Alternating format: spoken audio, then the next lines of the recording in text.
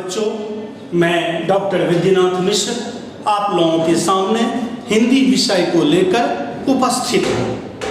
हिंदी में कक्षा 10 में 2 पुस्तकें पढ़ाई जाती हैं, क्षितिज और कृतिका। बच्चों, जैसा कि आपने पहले पढ़ा होगा कि क्षितिज शब्द का अर्थ होता है कि जहाँ पर धरती और आकाश का मिलन प्रतीत हो, उस जगह को हम क्षितिज कहते हैं। और कृतिका एक नक्षत्र विशेष है। क्षितिज गद्य पद्य संग्रह है, उसमें कहानी भी है, निबंध भी है और कविताएं भी हैं, जबकि कृतिका सिर्फ गद्य है। तो क्षितिज का दूसरा पाठ है राम लक्ष्मण परशुराम संवाद। राम लक्ष्मण परशुराम संवाद के राम लक्ष्मण परशुराम संवाद के रचनाकार हैं गोस्वामी तुलसीदास। तो बच्चों, सबसे पहले हम गोस्वामी तुलसीदास का परिचय पढ़ें, परिचय जानें, क्योंकि जैसा कि आप जानते होंगे कि हिंदी साहित्य के सबसे बड़े कवि, सबसे महान कवि, सबसे प्रतिष्ठित कवि गोस्वामी तुलसीदास हैं। गोस्वामी तुलसीदास जैसे अशेष सामर्थ्यवान और प्रतिभाशाली कवि किसी जाति तथा देश के इतिहास में कभी कभी अवतरित होते हैं। इसीलिए नाभादास ने इन्हें मध्यकाल का वाल्मीकि कहा है। विसेंट स्मिथ ने रामचरितमानस को उत्तर भारत की बाइबिल की संज्ञा दी है। डॉक्टर रमेश कुंतल मेघ ने तुलसीदास को अन्य उपमानों से अलंकृत किया है। तो यह तुलसीदास की विशेषता है। तुलसीदास पर विश्वनाथ प्रसाद मिश्र की कविता स्मरणीय कविता है। 4 पंक्तियां सुने आप। था भक्त सुधारक, था कवि था, ज्ञानी था, परहितकारी था, माता हिंदी के मंदिर का वह एक अनन्य पुजारी था। मृदु मानस का सर्वत्र सुलभ अक्षय प्रवाह वह बहा गया, कागज के पन्नों को तुलसी तुलसी दल जैसा बना गया। कागज के पन्नों को तुलसी तुलसी दल जैसा बना गया। जैसे तुलसी के पत्ते का महत्व है, बिरवा का महत्व है, कोई ऐसा हिंदू घर नहीं है जहां तुलसी का बिरवा न हो। वह गांव में रहता हो, कस्बे में रहता हो, पटना में रहता हो या दिल्ली या मुंबई जैसे महानगर में रहता हो, अपार्टमेंट की संस्कृति हो, वे जरूर तुलसी के बिरवे को रखते हैं। अभी भी तुमको ऐसे परिवार मिल जाएंगे जिनके परिवार में चाय पीने वालों की संख्या नगण्य है, लेकिन ऐसा घर तुम्हें नहीं मिलेगा जहां पर तुलसी का बिरवा न हो, जहां पर तुलसी का पौधा न हो, जहां पर तुलसी के पत्ते को सम्मान न किया जाए। तो गोस्वामी तुलसीदास ने कागज के पन्नों को तुलसी के दल की तरह, तुलसी के पत्ते की तरह महत्वपूर्ण बना दिया। यह भी आप जान लें कि संपूर्ण हिंदी साहित्य में एक यदि धार्मिक ग्रंथ है, एक धार्मिक ग्रंथ को यदि आदर सम्मान है, क्योंकि जब धार्मिक ग्रंथ की बात होती है तो हम संस्कृत की ओर जाते हैं, हम रामायण की बात करते हैं, श्रीमद् भागवत गीता की बात करते हैं। लेकिन बच्चों, हिंदी साहित्य का एकमात्र धार्मिक ग्रंथ वह है रामचरितमानस, जिसे आदमी बड़ी श्रद्धा से पूजा करता है, आरती करता है। आरती की जय रामायण जी की, यह विशेषता है। और उस रामचरितमानस के रचनाकार कौन है? गोस्वामी तुलसीदास। तो तुलसीदास का परिचय, तुलसीदास के जन्म के बारे में कहा जाता है कि उनका जन्म उत्तर प्रदेश, कुछ लोग कहते हैं राजापुर, कुछ लोग कहते हैं सोरो।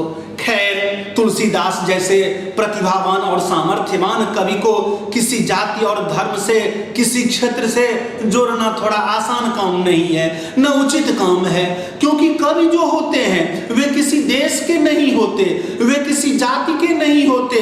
यह बात होती तो आज शेक्सपियर का जितना सम्मान इंग्लैंड में है, उससे कम सम्मान भारत में नहीं है। मैक्सिम गोर्की का जितना सम्मान रूस में है, जॉन पॉल सार्त्र का जितना सम्मान फ्रांस में है उससे कम भारत में नहीं है। तो कवि होते हैं वे जाति से, क्षेत्र से परे होते हैं, उनकी चर्चा अनंत काल तक रहती है। कहा जाता है कि जहां न पहुंचे रवि वहां पहुंचे कवि, अर्थात सूरज की किरण से भी कवि की पहुंच आगे की होती है, दूर तलक होती है। तो खैर तुलसीदास का जन्म कहा जाता है कि राजापुर में हुआ था, कुछ लोग सोरो कहते हैं। कहा जाता है कि बचपन में तुलसीदास का जीवन बड़ा अभाव में बीता।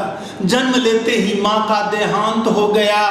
तब पिता ने यह भी जानो कि तुलसीदास के माता पिता का नाम था, माँ की नाम थी, पिता का नाम था आत्माराम दुबे और माँ का नाम था हुलसी देवी।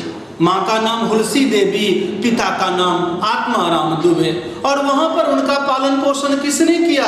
तो एक चुनिया नाम की दासी ने गोस्वामी तुलसीदास का पालन पोषण किया, क्योंकि तुलसीदास का जन्म जिस नक्षत्र में हुआ था उसे अमंगल माना गया। इसलिए पिता ने भी घर से निकाल दिया।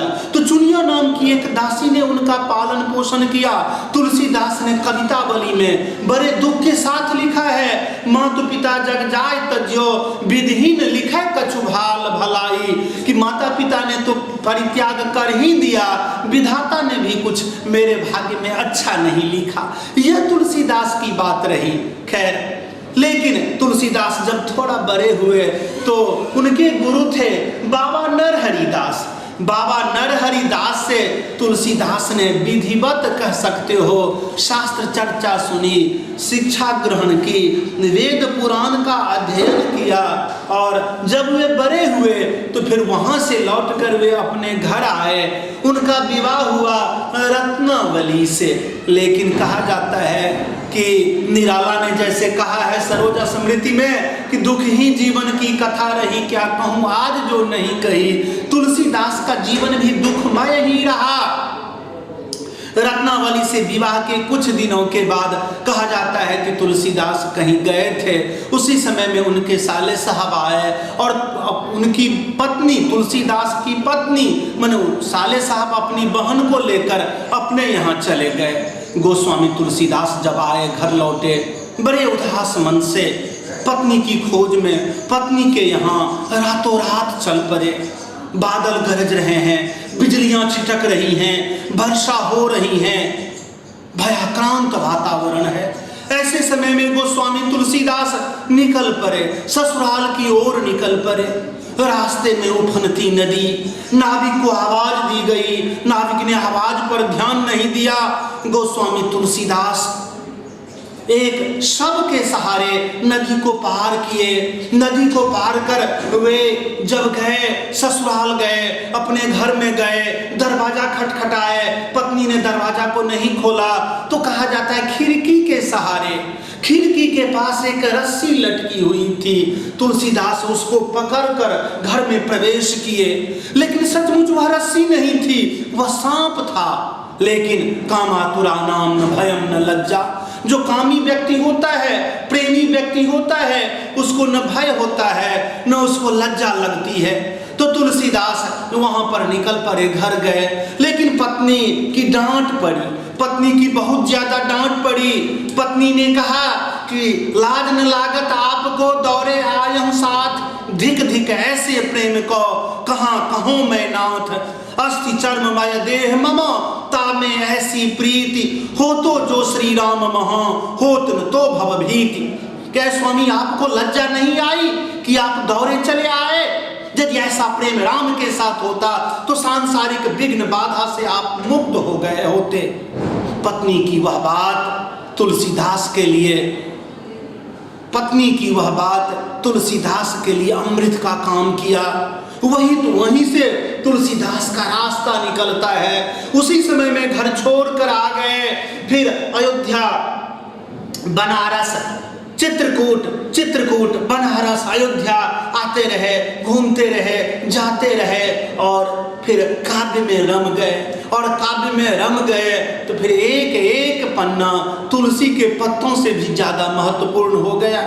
यह तुलसीदास का परिचय है। बच्चों, परिचय तो बहुत बड़ा है, लेकिन अल्पश्च कालो बहु विघ्नता च, समय कम है, समस्याएं अनेक हैं। खैर थोड़ा सा समय मैं अभी और लूँगा कि तुलसीदास की रचनाओं के बारे में कुछ लोग 30 कहते हैं, 32 कहते हैं, लेकिन मिर्जापुर के प्रसिद्ध रामायणी पंडित राम गुलाम द्विवेदी तुलसीदास की 12 रचनाओं को प्रामाणिक मानते हैं।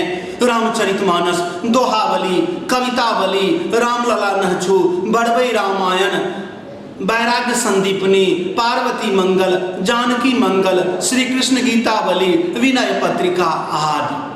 तुलसीदास जी का आधार है रामचरितमानस, और उसी रामचरितमानस के बाल कांड से आपका यह पाठ राम लक्ष्मण परशुराम संवाद है। बच्चों इसे अन्य क्लास में पढ़ेंगे। धन्यवाद।